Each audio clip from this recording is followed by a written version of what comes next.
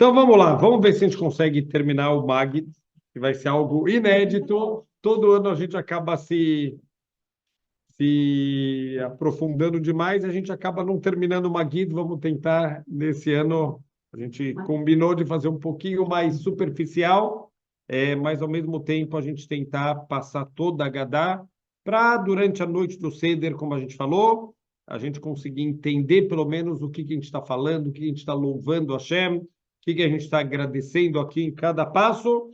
E agora a gente chegou numa parte que a gente vai começar a pegar alguns psukim da Torá, alguns versículos da Torá, que são baseados principalmente, como a gente falou na aula passada, existia uma mitzvah muito bonita, a mitzvah de Bikurim, quando a gente oferecia para Hashem as nossas primícias, né, as primeiras frutas que a gente colheu em Eretz Israel. Isso era levado, só que não adiantava só levar as primícias para Hashem, a gente precisava fazer também uma declaração, o vidui dos Bikurim. E isso vinha desde o agradecimento de Yaakov Avino, que a gente relembra que Arami Davi, um arameu, ele quis matar o meu antepassado e a gente desceu, acabou indo lá depois para Mitzrayim, e a gente saiu de lá, a gente se multiplicou lá. Então, esses psukim todos, eles vão ser analisados pela Gadá, e a verdade é que esse é o principal da Gadá. Então, é muito importante a gente saber, não precisa se aprofundar muito, óbvio que dentro de todos esses psukim tem explicações maravilhosas, mas pelo menos a gente sair com o entendimento mínimo de todo esse agradecimento e louvor que a gente está dando para Hashem. Então, a gente parou numa parte que fala o seguinte: Venitzak el Hashem Elokei Avoteinu, e a gente gritou para Hashem, o nosso Deus, Vaishma Hashem et koleinu, e Hashem escutou a nossa voz, Vayar etonienu vetamaleinu vetlachatzeinu, e ele viu todo o nosso sofrimento, todo o nosso esforço e toda a pressão que tinha nas nossas costas. Agora ele vai quebrando, né, esse passuk, Vanitzak el Hashem Elokei Avoteinu, e a gente gritou para Hashem, o Deus dos nossos antepassados, como Shenemar, como está dito, Vayehi bayamim arabim ahem, e foi naqueles muitos dias, quer dizer, foi uma escravidão extremamente longa. A gente, às vezes, tem o corona, durou um ano, todo mundo já não aguento mais, eu não quero mais ficar em casa. Quer dizer, estamos falando de 210 anos de uma opressão pesadíssima. Quer dizer, Baruch Hashem, óbvio que tivemos dificuldades no corona, ninguém está discutindo, mas, quer dizer, comparado com uma escravidão, um trabalho pesado, quer dizer, foram Yamim Arabim, foram muitos dias. Vayamos Melech Mitzrayim, morreu o rei do Egito, Vayanuhu Bnei Israel Minavodá, e o povo judeu suspirou da Vodá, Vaizaku, e a gente gritou para Hashem, Vataal Shavatam Elokim Minavodá, e subiu até o céu os nossos gritos por causa do trabalho. Por que está associado aqui a morte do faraó com o nosso grito para Hashem? Dois motivos principais. Primeiro motivo, a gente pensou, olha, quando morrer esse maldito faraó, acabou o problema, aí a gente vai ter sossego na vida. Morreu o faraó, veio um pior ainda. O que eles entenderam? Que não tem nada a ver com o faraó, é a gente com Hashem.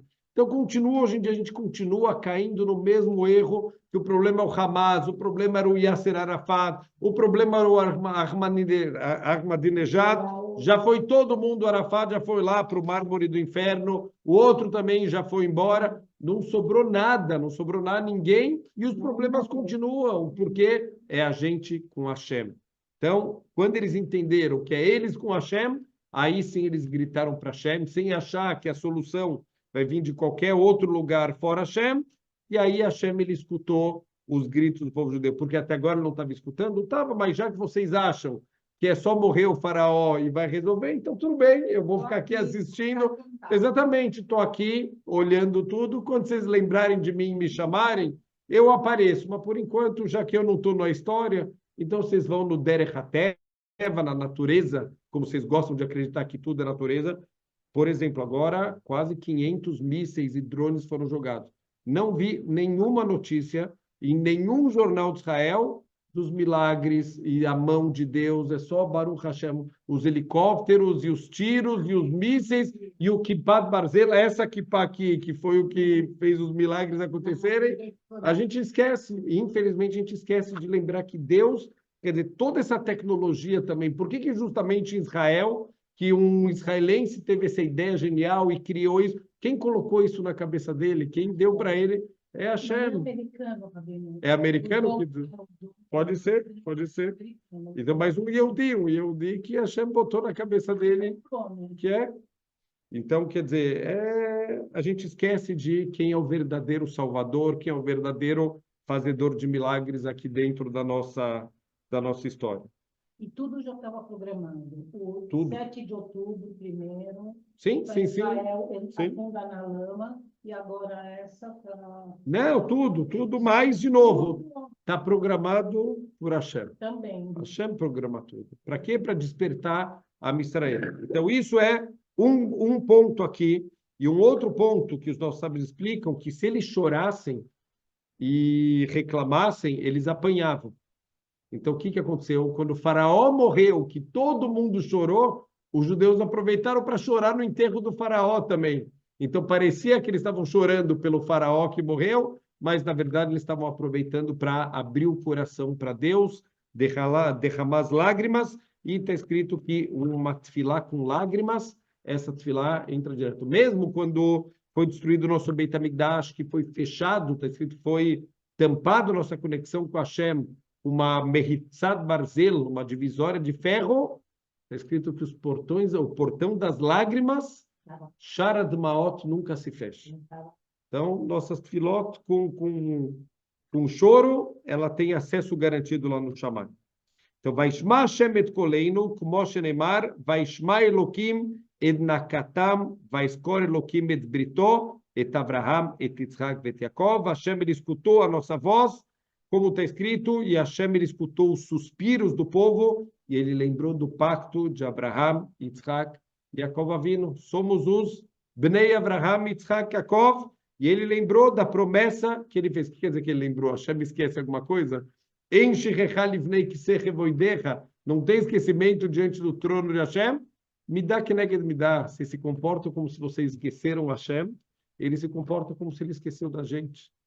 Assim, me dá que neged me dá. Se a gente esquece Hashem, ele também esquece a gente. Se ele fala, olha, é Derech HaTeva, é o mundo, então ele entrega a gente. Está escrito que a única maneira de um cordeiro sobreviver no meio de 70 lobos é se tiver um pastor lá protegendo a gente. Mas quando a ovelha acha que ela é autossuficiente e ela não precisa de ninguém, você fala, Beseder Gamor, estou aqui assistindo, as tiras terpanai, eu vou ocultar meu rosto e vamos ver o que vai acontecer.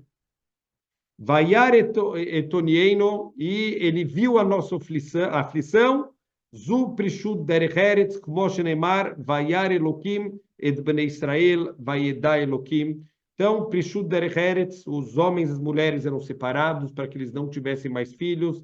Então, como Deus viu, quer dizer, coisas que são na intimidade do povo judeu, que Hashem, ele viu tudo o que estava acontecendo, mesmo que ninguém mais sabe o que acontece dentro de 4 paredes, Hashem sabe, ele não tem nenhum problema. Veta maleino, e todo o nosso esforço, Eilu abanim, como shenemar, kola bena yelod ayora tashlihu. Então, essa dor, esse sofrimento das crianças que foram jogadas no rio Nilo, vekola bat terrayun, mas as mulheres vocês podem deixar viver, quer dizer, só os meninos foram jogados. A verdade é que, Baruch Hashem, eles tiveram a dor da perda dos filhos, mas que, na verdade, um grande milagre aconteceu. Assim, o Midrash conta que todas as crianças, elas sobreviveram, que Hashem fez um grande milagre, ele cuidou de todas as crianças, e depois de alguns anos, as crianças, elas voltaram para casa. E aí os pais perguntaram, mas quem cuidou de vocês? E não só essas crianças, está escrito que também, quando teve o decreto do rio, muitas vezes eles escondiam as crianças embaixo das árvores para que não fossem pegos e mortas. E quando chegavam os egípcios descobriram que as mulheres estavam indo dar luz lá nos campos, então eles iam atrás, né, para procurar as crianças, e aconteceu um milagre que elas eram absorvidas dentro da terra, e quando os egípcios iam embora, elas floresciam de novo. E aí falou que as crianças perguntavam, mas quem salvou vocês? Os pais queriam saber quando as crianças voltaram, e as crianças não sabiam falar, não sei, Imaaba, eu não lembro. Falou que na abertura do mar está escrito o passuco do Kriyat Yamsuf, né, do cântico que eles fizeram, o Shirat Hayam, está escrito Zé Keli Veanveu. Esse é meu Deus, eu vou embelezar ele. Tem uma regra, toda vez que está escrito Zé na Torá, alguma coisa está sendo apontada. O que estavam apontando? Está escrito que teve uma grande revelação da Shekhinah, as crianças estavam apontando.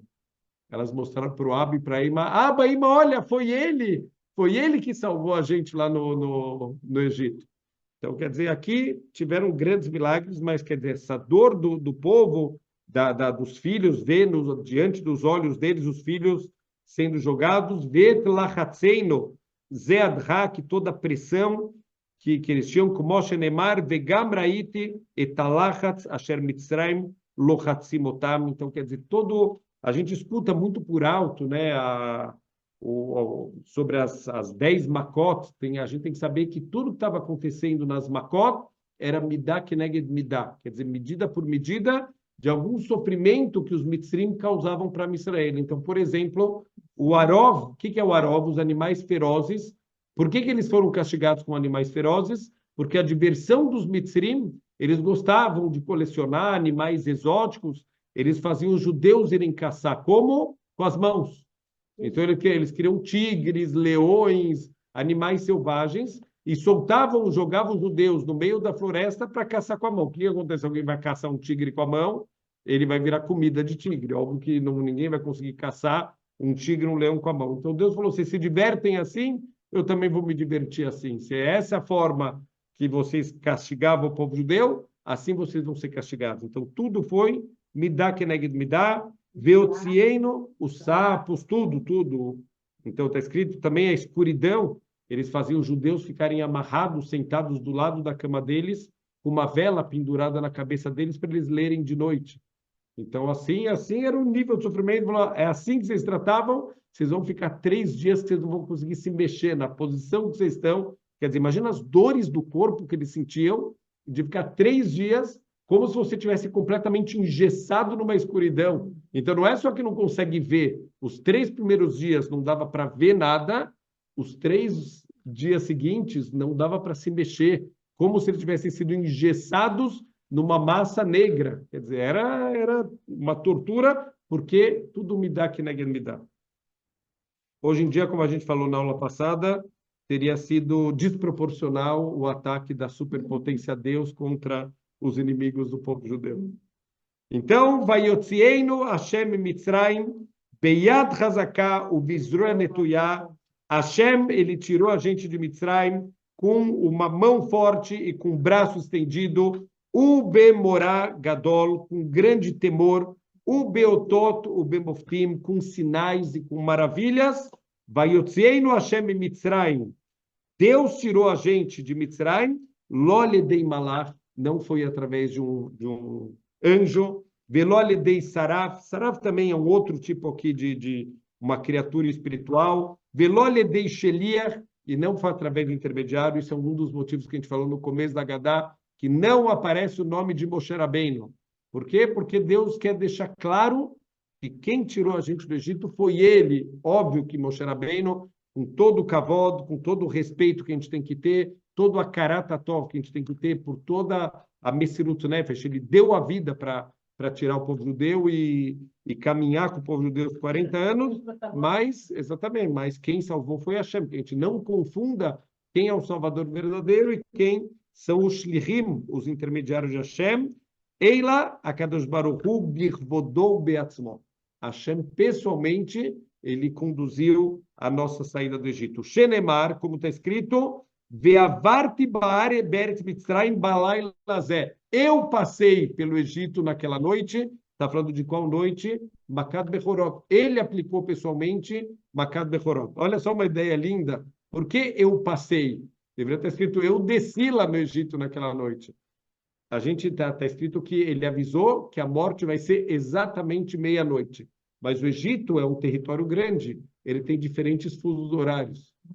Hashem foi passando e matando os primogênitos exatamente à meia-noite de cada fuso horário. De cada fuso horário. Meia-noite, 0000, ele foi passando.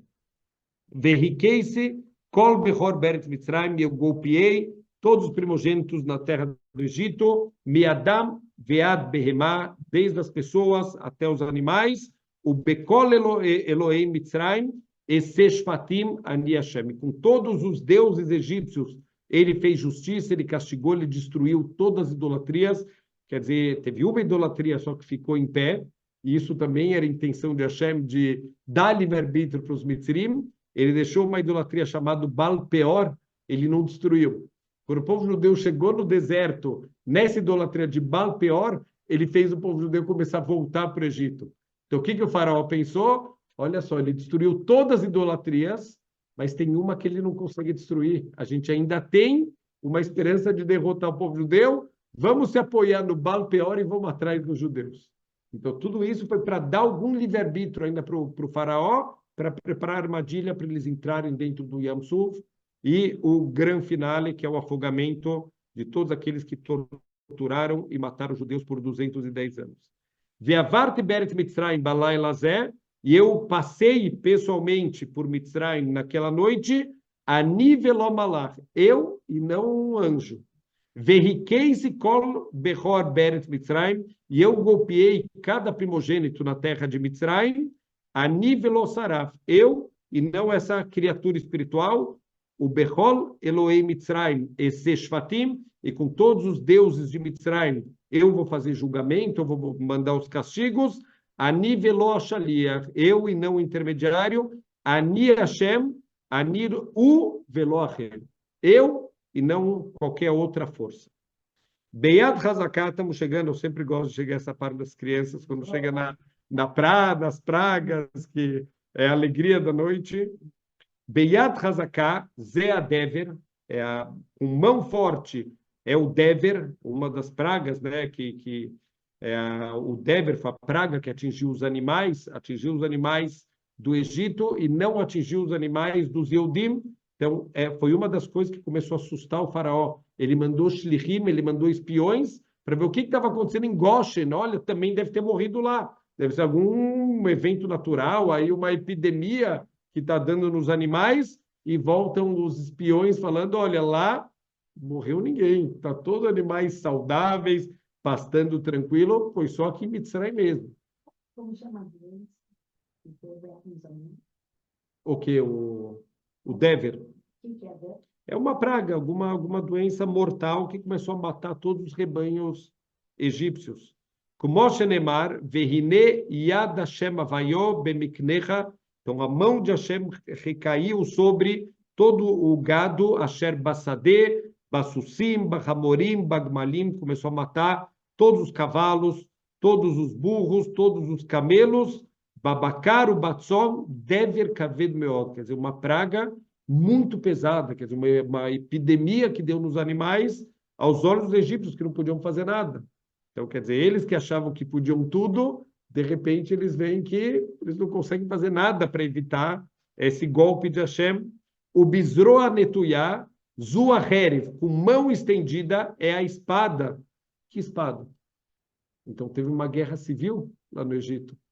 Um pouquinho antes da libertação do povo judeu, quando Deus anunciou a morte dos primogênitos, por que isso foi anunciado intencionalmente? Começou uma rebelião dos primogênitos. Os primogênitos se juntaram e foram cobrar do faraó. Faraó, para com isso, deixa eles irem embora. E o faraó falou, não deixo embora, eu vou até o final agora. Ele falou, faraó, não está certo, vai ser com o nosso sangue que vai ser... Você quer ser cabeça dura, mas vai ser com a nossa vida. E o faraó falou que não, começou uma guerra civil, eles começaram a se matar com espadas, quer dizer, ele também era primogênito. Com Moshe Nemar, como está escrito, Vecharbosh Lufabeyado Netuyá al Yerushalayim, e a sua espada estava desembanhada e apontada para Yerushalayim. O Bemorá Gadol Zeg Lu Shchiná, e com grande temor, isso é a revelação da Shchiná, com Moshe Nemar, Oi Nassai Eloquim Lavou lakahat lo goi mikerev goi. Já teve alguma vez na história que Deus veio tirar um povo de dentro de outro povo, bemassot, o beotot, o bemoftim, com provas, com sinais, com maravilhas, toda a saída do Egito. Se a gente presta um pouco atenção assim no calendário judaico, o centro do povo judeu é Pêssar. Quer dizer, o primeiro mês do ano deveria ser Tishrei. Mas o que a Torá fala? Que é agora em Nissan. Por quê? Por causa de Pêssar. Que tudo gira em torno de Pêssar, tudo gira em torno do primeiro mês do ano, que é o mês da saída. Por quê? Porque esse é o marco de algo que nunca aconteceu e nunca mais vai acontecer na história. Quando Deus vai se revelar aqui para um povo inteiro, ele vai interferir na história do mundo. Quer dizer, muitas vezes as pessoas falam, olha, mesmo que exista um Deus, ele criou o mundo e está brincando de SimCity, de simulador, ele está deixando a vida rolar e está assistindo lá de cima. Não. Hashem, ele interfere. Quando precisa, ele vem interferir no mundo. Alguma vez na história, muitos povos podem falar, não, nós somos o povo escolhido. Peraí, quantas vezes na história Deus vem interferir na história do mundo e ele tirou um povo do meio de outro povo com sinais, com maravilhas, com milagres, o Bemilhamá, o Beyat Hazaká, com guerra e com mão forte, o Bizro Netuyá, e com braço estendido, o Bemoraim Gdolim, com temor grande, que rola Sherassá, Lachem, Hashem Elokechem Bemitzrayim, Leinecha. Como Hashem fez para vocês, diante dos olhos de vocês. Vocês foram testemunhas disso. Quer dizer, qual que é a importância do Seder de Pêssar? A transmissão para as futuras gerações de algo que nós fomos testemunhas oculares. Quer dizer, pessoas, a gente tem antepassados que passaram para os filhos, para os filhos, para os filhos, e chegou nos nossos dias, Baruch Hashem, toda essa história aqui, tiveram pessoas que testemunharam tudo isso. Então, nunca teve na história e nunca vai ter na história testemunhas de algo tão grande assim. Rabino, uma observação nas questões das pragas. Falam que as pragas não foi assim, um dia foi gafanhotos. Foram 20 anos de pragas. Não, foi muito tempo. Está escrito que cada praga era um mês. Então, eu escutei um ano que cada praga era um mês, era, na verdade, uma semana de praga e 3 semanas de descanso, assim. E, de novo, esse descanso é para dar o livre-arbítrio que eles precisavam. Hashem, ele quer que eles continuem cabeça dura e se recusando a libertar o povo judeu. Ele avisou Moshe, falou, agora vocês vão ver o que eu vou fazer. Quer dizer, agora eu vou até o final. Eu tentei falar com o faraó, eu tentei pedir para ele falou não. Não tem problema, agora eu vou até o final. Agora... Deus que endureceu o coração do faraó, né? Então, a verdade é que, assim, da primeira vez, isso é uma pergunta que eu escutei há muitos anos. Eu lembro, até eu nunca mais esqueci, eu lembro do Rabino Caraguila explicando isso, uma explicação linda, linda, linda. Ele fala, peraí, é muito esquisito. Quando o Moshe foi a primeira vez falar com o faraó, o que ele pediu? Se a gente pode 3 dias no deserto servir a Hashem. Esse foi o pedido. O que quer dizer esse pedido? A gente vai voltar. Quer dizer, ou é mau caratismo. Você falar uma frase dessa, ó, posso ir até a esquina? O que quer dizer isso? Óbvio que quer dizer que, ó, não, eu vou até lá e já volto. Então, quer dizer, seria muito mau caráter alguém falar dessa maneira, sem intenção, é ir embora para sempre. E a pergunta é muito maior, que quem pediu para ele falar isso foi Hashem. Hashem, ele quer enganar o faraó, está escrito que Rotem Hashem Emet, o símbolo, o carimbo de Hashem é a verdade, e Hashem está falando uma mentira. A construção do Mishkan, na verdade, era, né? Não sei se ia ser já a construção do Mishkan, porque a verdade é que a construção do Mishkan está meio associado também com o Reta Egel, com o bezerro de ouro, que eles acabaram tropeçando. Talvez não seja nem necessário ter Mishkan. Eles poderiam estar num nível tão elevado se eles não tivessem tropeçado no bezerro de ouro, que talvez o povo judeu nem precisaria de Mishkan. Talvez cada casa ia ser tão sagrada que o primogênito ele ia ser o Cohen de cada casa ia ser o teu próprio altar, e a gente não ia precisar de um Mishkan. Tiveram épocas que o Mishkan ele não estava completamente organizado e que era permitido as pessoas terem seus altares particulares. Então, quer dizer, isso não era obrigatório que tivesse um Mishkan. Mas olha que incrível. Ou então, dos três dias, falou, que história é essa? Então, uma mentira, uma enganação, quer dizer, não está combinando aqui.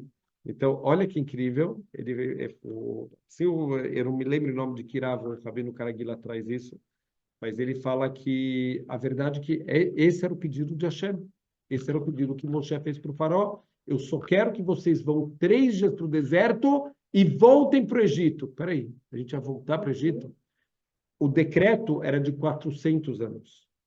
Está explícito que vocês têm que ficar 400 anos. Mas Hashem, ele ele recalculou o tempo, porque o povo judeu não ia aguentar 400 anos. O que quer dizer não vai aguentar? Não fisicamente, espiritualmente. Eles iam chegar no nível 50 de impureza. Eu vou ter que encurtar a estadia de vocês, porque vocês não vão aguentar. Mas, se eles tivessem saído 3 dias do Egito para ficar com Hashem, eles vão poder voltar e aguentar até o final. 3 dias imersos em Kedushá, eles iam poder voltar e terminar os outros 190 anos que faltavam. Olha que incrível. Olha o que é estar imerso em um pouquinho de Kedushá. Então, o exemplo disso aconteceu na época dos gregos. Tinha um judeu que, infelizmente, já tinha se helenizado. E esse judeu, Yosef Meshita, esse judeu, ele ajudou os gregos. Então, os gregos falaram para ele, você pode entrar lá no Beit HaMikdash e pegar o que você quiser lá dentro. Eles estavam com medo de entrar, eles escutavam que quem entra no Kodesh HaKodashim morre na hora. Eles mandaram outro judeu entrar para ver o que aconteceu. O judeu entrou lá, e o que ele pegou lá de dentro? Ele pegou a menorá. Então, quando os gregos falaram, não. A gente pensou que você ia pegar um potezinho. Isso é uma coisa para o rei, não para uma pessoa do povão. Então, não, isso a gente não deixa. Volta lá e pega o que você quiser, mas isso não. Esse judeu falou assim, não, eu não volto mais. Falou, não, vai lá, é só isso não dá porque é de rei, mas pega o que você quiser. Ele falou, não, eu não volto mais lá, de jeito nenhum. Já não é suficiente que eu fui contra Deus uma vez, vocês querem que eu vou a segunda vez? Começaram a oferecer para ele, olha, você pode pegar todos os impostos de um ano do povo judeu que eles vão pagar, a gente dá para você. Ele falou, não volto mais.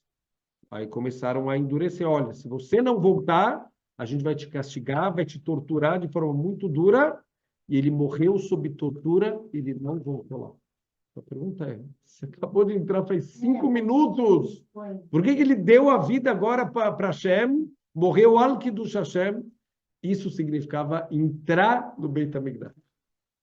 O Yehudi que entrava na Kedushá do Beit HaMikdash, ele não saiu mesmo o Yehudi lá de dentro.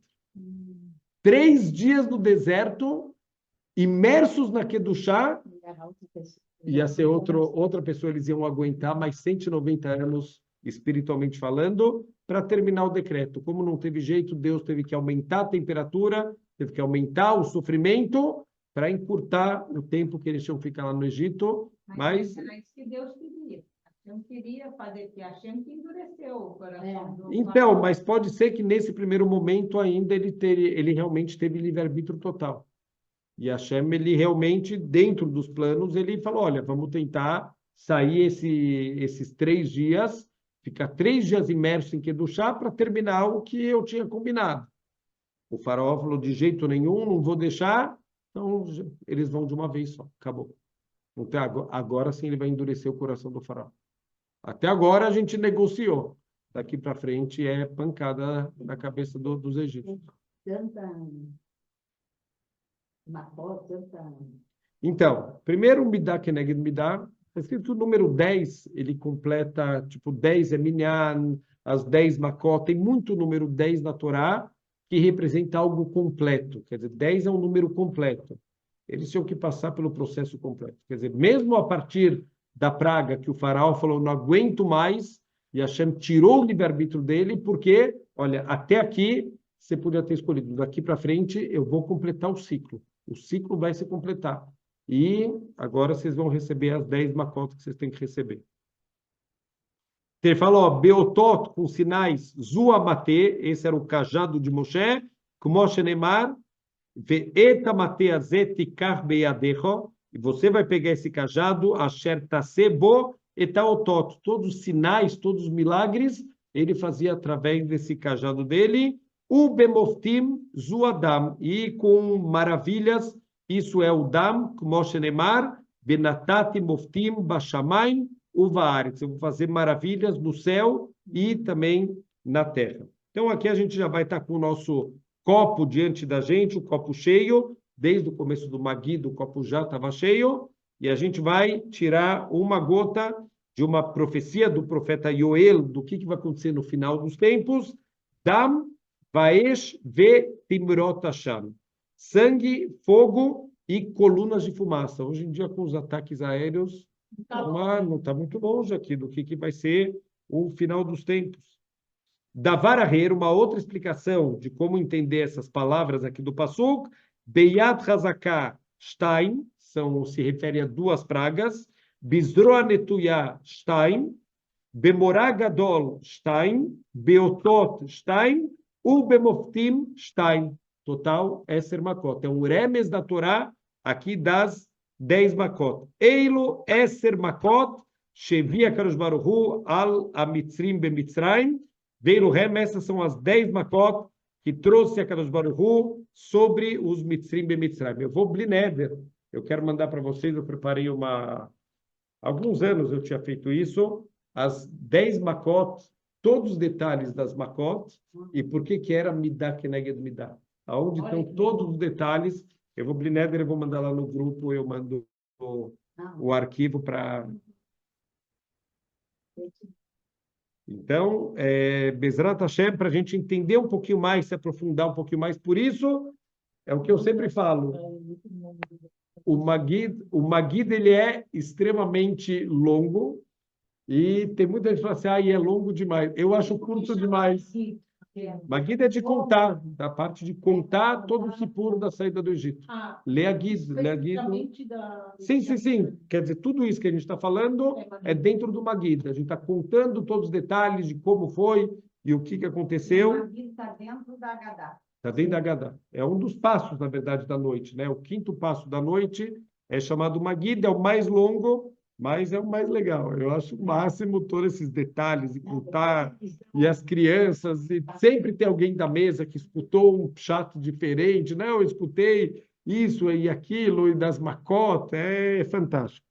A gente, Baruch Hashem, nunca tem um ano que não tem alguma novidade, uma coisa que você nunca escutou, mas já vi 30 vezes e 40 livros, sempre tem alguma coisa que a gente nunca escutou, alguma opinião nova. Baruch Hashem, a Torá é infinita, né? Está escrito que a Torá, ela tem 70 faces, a Torá.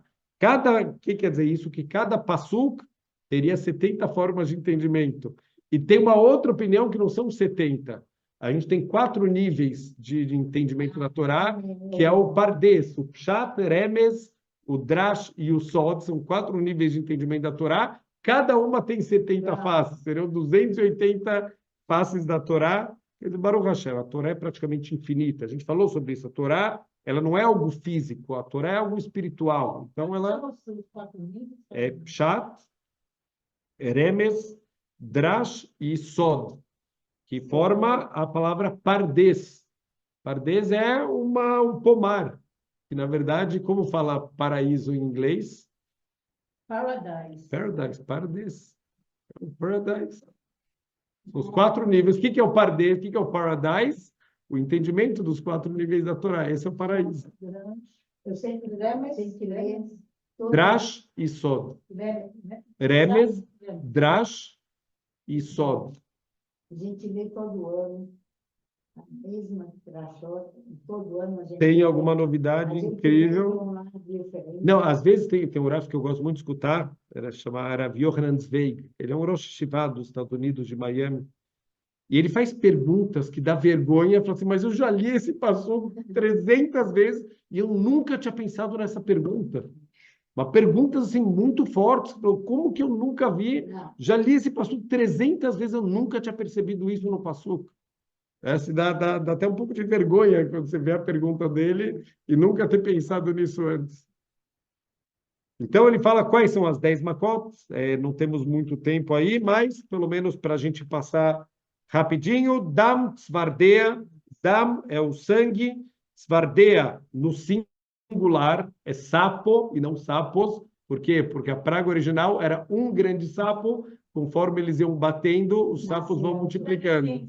O representante de Israel na ONU, ele, no discurso dele, ele falou: não pensem que nós somos sapos cozinhando na água quente, porque nós não somos sapos, nós somos leões. Então, olha que incrível. O Stipler, ele faz uma pergunta muito clássica, né? Se os Mitzrim, tudo bem. A primeira vez que eles bateram no sapo, eles não sabiam que vai se multiplicar. A segunda vez, eles também, talvez... Mas peraí. Eles bateram até espalhar no Egito inteiro. Eles não pararam para pensar? Por que eles continuam batendo? Você viu que não só não matou o bicho, como ele multiplicou. Então, por que você não para de bater no bicho?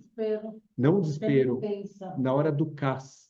Isso é a força, assim, o Stipler fala, a raiva. Quando a pessoa está com raiva, ela queima o intelecto dela. Ela não pensa mais. Ela faz coisas completamente impensadas. Não, a gente só faz coisas completamente contra a razão. Ficou bravo, conta até E faz as coisas com evumetunim, seja ponderado, fica calmo. Pinim, os piolhos, arov, os animais ferozes, dever, que é essa praga dos animais, shrin, que são essas bolhas, né, que surgiam no corpo, que causavam muito sofrimento, imagina até na sola do pé. Então não tem posição. Se o cara fica de pé, dói, se senta, dói, se deita, dói. Não tinha posição para eles ficarem. Barad, que era o granizo, que tinha o grande milagre, que era gelo junto com fogo. Então não era só o granizo, caíam pedras grandes de gelo e destruíam tudo. E ainda quando caíam, eram bombas incendiárias, ainda botava fogo em tudo que tinha no caminho.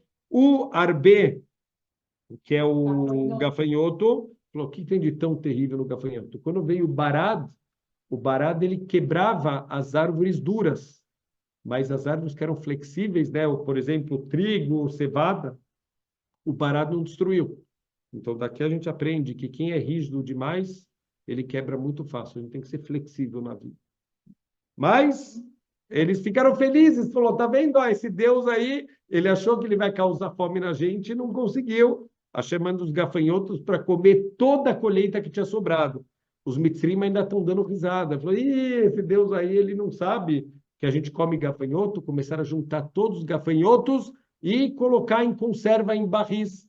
Está escrito que Deus fez soprar um vento muito forte e levou e não sobrou nenhum gafanhoto. O que quer dizer nenhum gafanhoto? Nem os que estavam em conserva. Eles abriram os barris depois, só ficou lá o vinagre. Os gafanhotos tinham sumido. Depois veio o Rocher, a escuridão. Como a gente falou, 3 dias de uma escuridão que não dá para ver nada e 3 dias de uma escuridão que tem mamachuto, uma escuridão que não dá para se mexer. Então, imagina as dores que as pessoas tinham no corpo. E, por último, Makat Bechorot, a morte dos primogênitos. Aqui teve realmente um grande milagre, porque os judeus deveriam ser incluídos nessa praga. Quando Deus vem pessoalmente aplicar aqui um castigo, significa que é Midat Adin. Aqui é justiça. Aqui já não tem mais misericórdia. E se é para fazer com justiça, os judeus tinham que morrer também. Por quê? Porque eles também fazem idolatria. Eles também estavam no nível 49 de tumá, de impureza. Então, por isso que eles precisavam de um mérito muito grande. Qual o mérito que eles precisaram? O mérito do Brit Milá e o mérito do Korban Pesach. Foi esse mérito que salvou os nossos primogênitos. Rabi Yudá Yanoten Bahem Simanim. O Rabi Yudá dava um sinal para a gente lembrar quais são as 10 pragas. Detzar. O que é Detzar? Dam, Svardea, Kinim, Adash, Arov, Dever e Shin, e Beahav, Barad, Arbe, Rocher e Bechorot. Beahav. Então, também a gente tem o costume, cada praga, e também aqui em cada um desses grupos, a gente tira uma gotinha do suco para lembrar também do derramamento de sangue. Não é que a gente está feliz com a morte dos nossos inimigos. Então, a gente, como se está demonstrando que a gente sente aqui também a morte de filhos de Deus, né, de criaturas. Né? Um ato simbólico. Sim. Mas aqui interessante, o que o Rabi Uda está vindo ensinar para a gente mnemônicos para lembrar? Quer dizer, a Gadá tem que trazer um mnemônico para eu lembrar das pragas. Às vezes é mais fácil lembrar as pragas do que lembrar o Detzar, Hadash, Be'ahav. Ele falou que ele agrupou as pragas, o Rabiuda, a grandeza desse comentário dele, é que ele agrupou as pragas para mostrar que Deus mandou pragas para demonstrar o domínio dele nas 3 áreas. As 3 primeiras pragas, o Detzar, são pragas que acontecem na água e no nível da terra. O segundo nível, o Hadash, são coisas que caminham sobre a terra. E o Be'ahav são coisas que acontecem no céu. Então, para mostrar que Deus tem controle na terra, no que anda sobre a terra e no que está no céu, Deus tem controle sobre tudo o que acontece. Essa explicação eu vou esquecer, que foi só que deu. Ó, para o café. E só para a gente rapidinho, temos pouco tempo. Rabi Yossi Aglili, ele fala de onde a gente aprende que eles vão fazendo contas, talvez passar muito rápido aqui, que eu queria chegar num ponto muito bonito para a gente fechar e, Bezrat Hashem, chegar com essa intenção no Seder de Pesach. Eles vão discutindo, na verdade, quantas pragas eram, não eram 10, eram 50, eram 200, eram 250 pragas, quer dizer, 3 opiniões diferentes aqui, e a gente depois vai fazer, talvez, uma das partes mais importantes do Seder, parece musiquinha de criança, mas não é musiquinha de criança, que é o Daidayeino. Então, o que quer dizer Dayeino? Seria suficiente. O que a gente vai fazer? 15 vezes, a gente vai falar, Hashem, olha, Ilu Otzianu Mimitzraim, Velo Sabahem Shfatim, olha, Deus, se você tivesse só tirado a gente do Egito, Dayeino, olha, para a gente estaria suficiente, mesmo que não tivesse castigado os Mitzrim que fizeram tão mal para a gente. Mas você fez julgamento, você castigou eles. Veilo Asabahem Shfatim, a gente já estaria suficiente, Dayeino, Velo Asabeloeihem, não tivesse destruído todas as idolatrias egípcias, Dayeino, tá ótimo para a gente. Mas você foi lá e destruiu todas as idolatrias egípcias, para a gente também já estaria ótimo, mesmo que você não tivesse matado os primogênitos, Dayeino, você foi lá e matou 15 passos de agradecimento. Por quê? Para ensinar que na vida agradecer não é obrigado, valeu. Presta atenção em quantas bondades você recebe das pessoas. Às vezes a gente recebe bondades o tempo inteiro, e a gente está tão acostumado, isso vale para as pessoas, e mais ainda para Hashem. A gente tem Baruch Hashem, um dia com 23 horas maravilhosas. E 1 hora a gente tem problemas. O que a gente fala? Meu, que dia horrível que eu tive.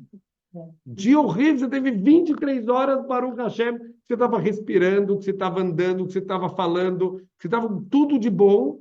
É verdade, você teve 1 hora de problema. Coloca as coisas na proporção correta. Para de reclamar tanto da vida e de Hashem o tempo inteiro, e reclamação, e não está bom, e começa a olhar as coisas boas que recebe. Para cada pedido para Deus, a gente teria que agradecer centenas de vezes, porque para cada coisa que falta, a gente tem centenas, dezenas, milhares de coisas boas que não faltam para a gente.